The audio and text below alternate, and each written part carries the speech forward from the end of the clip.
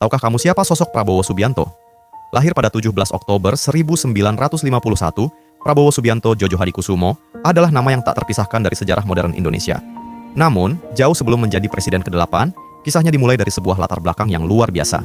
Ia adalah keturunan ke-8 dari silsilah Sultan Agung Mataram dan Kesultanan Yogyakarta, Sultan Hamengkubuwono. Darah bangsawan ini berpadu dengan intelektual kelas atas. Ayahnya, Soemitro Djojo Hadikusumo, adalah ekonom terkemuka dan mantan menteri di era Soekarno dan Soeharto. Lingkungan kosmopolitan karena pengasingan politik sang ayah di luar negeri membuatnya memiliki latar belakang yang kaya dari Swiss hingga London. Pada tahun 1974, Prabowo lulus dari Akabri dan meniti karir di dunia militer, terutama di Komando Pasukan Khusus, Kopassus. Ia dikenal sebagai komandan muda yang berani dan bertalenta. Pencapaian militernya penuh dengan operasi berisiko tinggi. Pada usia 26 tahun, ia memimpin unit Komando Nanggala di Timur Timur dan berhasil melumpuhkan pemimpin Fretilin, Nicolau dos Reis Lobato.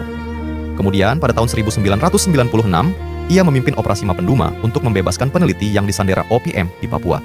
Puncak karir militernya adalah ketika ia menjabat sebagai Panglima Kostrad pada tahun 1998.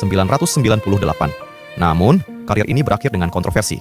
Terkait dengan gejolak politik dan kerusuhan Mei 1998, ia diberhentikan dari dinas militer, sebuah babak yang membawanya ke pengasingan sukarela di Yordania. Setelah militer, Prabowo bertransformasi menjadi pengusaha.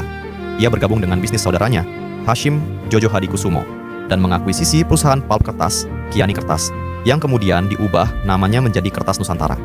Grup Nusantara yang dimilikinya membawahi 27 perusahaan di berbagai sektor, dari energi, kelapa sawit, hingga perikanan. Keberhasilan bisnis ini menempatkannya sebagai salah satu figur terkaya di Indonesia. Pada tahun 2009, nilai kekayaannya diperkirakan mencapai 1,5 triliun rupiah dan 7,5 juta dolar Amerika Serikat, sekitar 150 juta dolar pada kurs saat itu, menjadikannya calon presiden terkaya.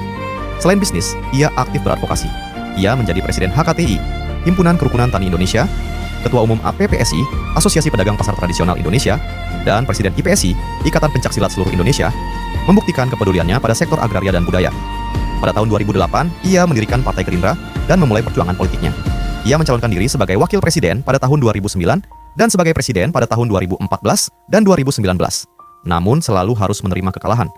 Alih-alih mundur, ia menunjukkan semangat rekonsiliasi dengan bergabung dalam pemerintahan sebagai Menteri Pertahanan pada periode 2019 sampai 2024 di bawah Presiden Joko Widodo. Pengalaman dan kesabaran dalam menghadapi kontestasi panjang akhirnya berbuah manis. Setelah perjuangan bertahun-tahun, Prabowo Subianto memenangkan pemilihan presiden 2024.